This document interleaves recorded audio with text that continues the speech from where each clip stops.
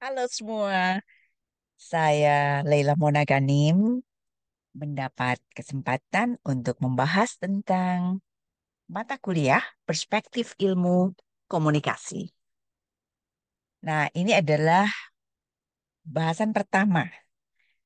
Untuk itu, kita akan melihat tentang apa itu perspektif ilmu komunikasi, bagaimana konsepsi, pendekatan, dan nanti kita akan lihat implikasi metodologis. Sementara ini saya akan membahas beberapa bagian saja ya. Eh, Apa sih komunikasi? Komunikasi itu melibatkan kegiatan sehari-hari yang benar-benar terhubung dengan semua kehidupan kemanusiaan. Nah, terus pertanyaannya kenapa sih kok kita perlu belajar ilmu komunikasi? Karena komunikasi adalah salah satu yang paling persuasif dan paling kompleks di dalam kehidupan manusia. Komunikasi itu penting banget dalam kehidupan kita karenanya perlu untuk mendapat perhatian. Terus semua orang mencoba untuk memahami komunikasi dari perspektifnya masing-masing atau dari pengalamannya masing-masing. Maka, dengan mengembangkan pemahaman teori komunikasi, kita dapat memperoleh satu pemahaman yang baik dan bermanfaat untuk kehidupan profesional kita dan juga tentunya personal. Nah, sekarang dalam kajian mata kuliah ini, dan ini mata kuliah yang ditujukan untuk mahasiswa S2 ya, jadi lebih teknis, lebih filosofis, lebih detail. Nah, teman-teman semua, banyak tuh definisi komunikasi. Peter Anderson dari San Diego State University, USA, dia bilang, selama nggak ada pandangan yang benar-benar salah, yang benar atau yang salah, pilihan tentang definisi udah nggak apa-apa deh.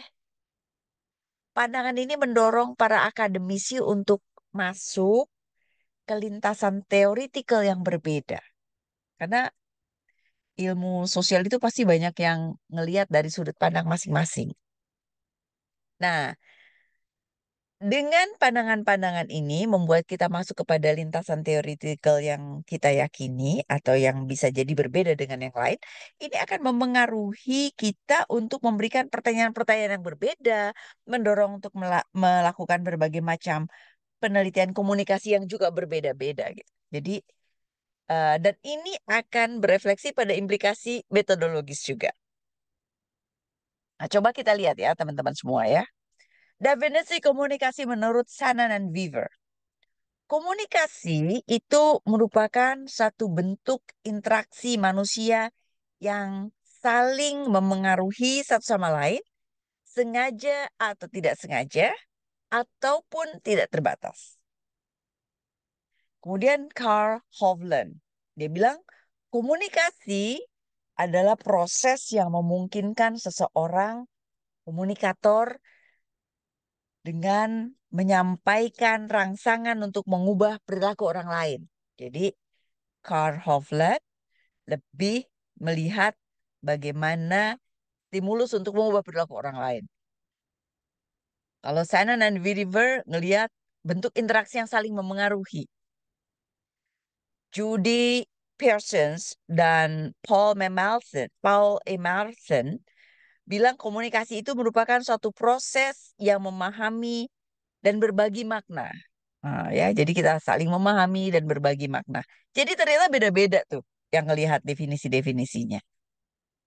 Nah, jadi dengan definisi yang beragam tadi, kata Peter Anderson, nggak apa-apa.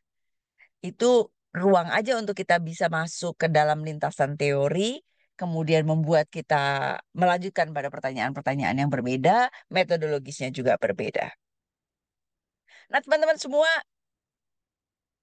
pertanyaannya adalah, kapan sih orang tuh mulai peduli sama penelitian komunikasi gitu? Nah, kata Little John dan Karen, setelah Perang Dunia ke-1, kemajuan teknologi dan karya tulis membuat komunikasi jadi makin menarik. Mari kita lihat ya waktu itu ya, mulai ada persuasi, ada perang dan lain sebagainya. Gimana caranya bikin orang tuh ngikutin gitu ya. Itu makanya menarik sekali. Setelah Perang Dunia Kedua, ilmu pengetahuan sosial diakui secara sah. Riset makin pesat, isunya juga bisa jadi tentang psikologis dan sosial, persuasi, pengambilan keputusan dalam kelompok, propaganda masa perang, dan lain sebagainya. Nah, teman-teman semua, yuk kita lihat. Ini adalah timeline yang menurut saya menarik, yang diambil dari Bibliographical Consultations, ya. Ini kajiannya panjang sekali, dari tahun 1656. Dari um, Magdeburg, James Pierce, Public Experience, kemudian Founding of the Royal Society 1660, 1700 Founding of the Royal Society of Medicine and Other Science of Seville. Jadi berkembang terus gitu ya, bagaimana memahami eh, Royal Society dari Medicine dan Science di Seville. Kemudian juga Founding of the Natural History dan lain sebagainya. Terus nambah lagi, nambah lagi. Culture as Laser tahun 1800. Kemudian World Science Coin for the first time. Kemudian Founding the Royal Academy of Exact Physical and Natural Science. Nah, maju lagi, maju lagi, maju lagi, dan lain sebagainya. Yuk kita lihat lebih detail ya. Ini adalah eh, dari awalnya 1656, terus naik lagi ke sini, terus creation the free educational institutions. Next lagi ada birth of the expansions of scientific studies and research board. Terus eh, boom in scientific dissemination publication of books of dissemination di awal tahun 1909 ya, di awal tahun 19-an. Kemudian Nobel Prize ya, Albert Einstein dan lain sebagainya. Maju lagi dan lain sebagainya. Nah, kemudian kita lihat nih contoh lagi.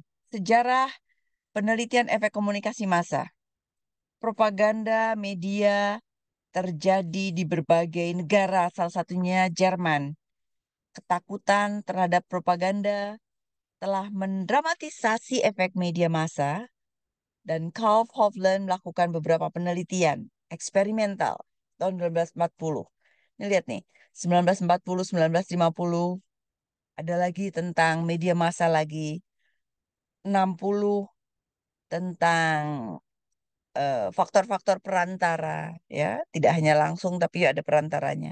70 kampanye media massa terhadap sikap dan perilaku. 80 keberhasilan media massa menyampaikan berbagai informasi penting, salah satunya kesehatan dan lain sebagainya. Kemudian perkembangan berikutnya adalah kemunculan organisasi. Komunikasi jadi ilmu tersendiri, muncul National Communication Association and International Communication Association, kemudian asosiasi regional yang ada di beberapa daerah-daerah, kemudian muncul jurnal-jurnal, di samping asal mula interdisipliner dan ciri interdisipliner yang terus berlanjut, komunikasi menghasilkan teori-teori sendiri serta tidak bergantung kepada cabang ilmu sebagai titik awal theoretical seperti pada awal bidang ini dimulai. Jadi yang kalau nanti kita akan lihat, teori komunikasi adalah multidisipliner dan ada banyak sekali input-input yang mendukung kelahiran komunikasi, baik biologi, matematika, sosiologi, fisika, kemudian filsafat, antropologi, bahasa, dan lain sebagainya. Nanti kita akan lihat ya, sudah ada video lainnya yang ayo tonton ke sana ya. Perkembangan ilmu komunikasi itu beda-beda di belahan dunia yang berbeda-beda. Misalnya di Eropa, Asia, Afrika, Amerika Serikat, termasuk di Indonesia. Ada sejarahnya sendiri. Di Amerika, riset komunikasi lebih kuantitatif. Ini kita lihat, ini adalah catatan rangkuman yang saya buat merujuk kepada Kincaid. Kincaid mencatat perbedaan antara pandangan bangsa Asia dan Barat. Ini teori timur, teori barat. Teori timur itu cenderung berfokus pada keseluruhan dan kesatuan. Sementara teori barat mementingkan bagian-bagian dan memperoleh kesulitan menghubungkan serpihan per serpihan pada satu proses yang menyatu. Jadi kalau teori timur itu gede, kalau teori barat kecil-kecil gitu. Melihat hasil penelitian sebagai konsekuensi alamiah dan tidak terencana dari peristiwa-peristiwa, kemudian menekankan konvergensi emosional dan spiritual sebagai hasil komunikasi, sementara teori barat didominasi visi dan individualisme. Manusia dianggap aktif dalam pencapaian tujuan-tujuan pribadi, individualistis dan sangat kognitif, ya. Semuanya rasional. Kalau di timur cenderung emosional. Kemudian teori di timur itu berkenaan dengan bahasa dan pikiran. Di timur simbol-simbol verbal, teristimewa bicara, perannya dilihat dengan skepticism, ya. Jadi cukup banyak yang dilihat dari nonverbal juga gitu. Rasionalisme gaya barat tidak dipercaya. Filosofi bangsa Asia adalah pandangan-pandangan intuitif yang diperoleh dari pengalaman langsung. Pandangan diperoleh dengan cara non-intervensi dalam peristiwa-peristiwa alami yang menjelaskan bahwa mengapa kebiasuan begitu penting dalam tradisi ini. Ini ini nanjak nih ya untuk memahaminya ya. Nggak apa-apa, teman-teman semua perlu membiasakan dengan eh, bahasa-bahasa yang eh, agak ngawang-ngawang ini gitu ya. Karena apa? Karena eh, penyederhanaan banget terhadap satu gagasan besar itu tidak mudah gitu. Maka satu kata itu bisa merefleksikan serangkaian penjelasan gitu. Itulah mengapa eh, di dipadatkan. Kemudian teori barat itu berkenaan dengan bahasa dan pikiran. Teori barat didominasi oleh bahasa. Kemudian teori timur, hubungan-hubungan adalah antara posisi-posisi sosial dari peranan, status, dan kekuasaan. Sementara teori barat berhubungan hubungan-hubungan eksis di antara dua atau lebih individu. Jadi kita bisa lihat ada kecenderungannya. Ini pandangan Kincaid sekian tahun lalu ya, dan ini saya kaji dari salah satu buku, saya lupa edisi apa, di bukunya em, Little John. Teman-teman sekalian, mari kita lihat ini. Communicating the news in early modern Europe. Pasti ada warna tersendiri di sini. Jadi warna-warna dalam berkomunikasi itu memengaruhi di sana sini. Menurut Craig, ada dua syarat memahami teori komunikasi. Syarat pertama, tahu kesamaan dan perbedaan dari teori-teori. Dan punya gagasan umum tentang di mana serta bagaimana teori-teori bersatu dan bertentangan. Jadi di mata kuliah ini kita akan melihat, oh ini kelompok teori yang ini, oh ini kelompok nggak apa-apa. Kita dengan kita tahu nanti kita bisa membedakan, oh ini bedanya ini, samanya ini dan lain sebagainya. Dengan proses itu maka kita punya wawasan yang cukup baik terkait dengan komunikasi. Kemudian syarat kedua adalah kita memahami definisi komunikasi. Teori harus dipandang sebagai sebuah pernyataan atau argumen berdasarkan pendekatannya daripada hanya melihat sebagai suatu penjelasan dari suatu proses. Nah, teori-teori ini merupakan suatu bentuk dari wacana. Teori merupakan wacana-wacana tentang wacana atau meta wacana. Seru banget bahasanya ya.